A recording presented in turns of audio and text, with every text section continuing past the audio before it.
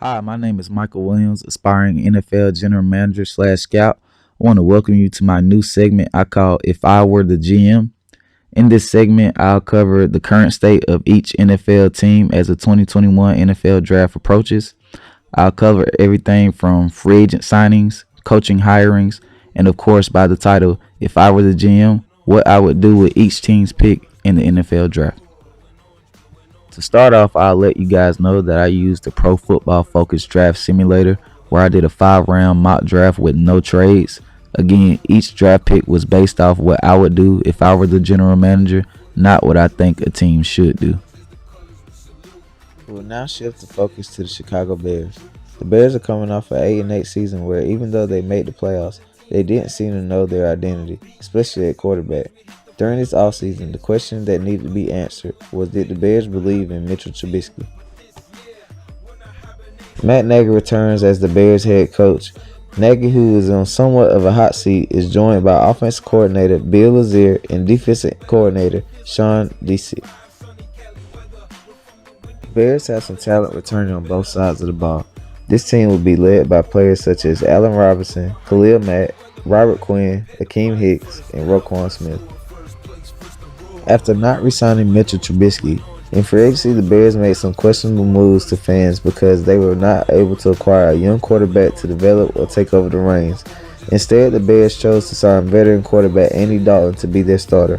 Along with Dalton, the Bears chose to sign veteran cornerback Desmond Trufant, wide receiver Marquise Goodwin, and edge rusher Jeremiah Atua.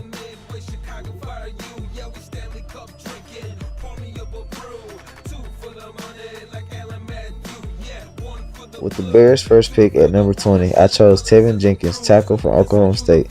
The Bears need help on the offensive line, and Jenkins can help solve that problem. He has NFL size and length, standing at 6'6", 320 pounds. His strength and footwork are some of his biggest assets. He is able to move and mirror defenders to stay in front and lock his hands when engaged. As a run blocker, he should excite running backs the way he opens up running lanes and finishes his blocks. He can start day one for the Bears as a left or right tackle. With the 52nd pick in the second round, I chose to select Kellen Mond, quarterback from Texas A&M. Matt Nagy of Pace may not want to make this pick, but you have to have a plan set at the quarterback position. Mond is a well-rounded quarterback. He has a good arm, he's able to make all the throws on different platforms, and he can create on his own. Consistency will be the key for Kellen Mond. With the 83rd pick in the third round, I selected Levi Onwuzurike, defensive tackle from Washington. The Bears need to add another defensive tackle behind Akeem Hicks, who is getting older. Levi is a run stuffer who will help free up Roquan Smith to go make tackles. He plays with good leverage to be 6'3", 295 pounds. He plays with low pad level throughout the play. He does need to develop as a pass rusher in order to be more effective. He did opt out the 2020 season, so you hope a year off didn't hurt him. With the 164th pick in the 5th round, I selected Talanoa Hufanga, safety from USC. Hufanga is a box safety who is effective when near the ball.